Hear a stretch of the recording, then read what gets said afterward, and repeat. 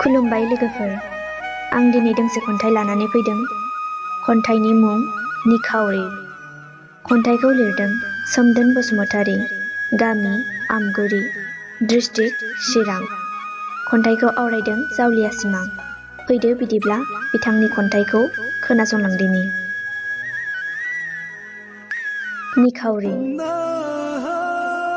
निखावरि जानांबाय आं दिनै, आलाय सिलाय जानांबाय आंनि संसार। गोसोआव हास्थायनाय दंमोन गोजोन नखर दानायनि, मिजिं दंमोन आलो गोजोन संसार जानायनि। नाथाय फेलें जानांबाय दिनै आंनि नुनाय सिमां। सोर अनसायनो आंखौलाय, सोर बुजिनो आंनि दुखु, सोर रुजुनफानो आंजों निखावरिनि अर जोंनाय। बेसे गोमोथावना बे मायाथिलि संसाराबो। हे आनान गसाइ, अनसायदो आंनि बसाखौबो। निखावरि जानांबाय आं दिनै।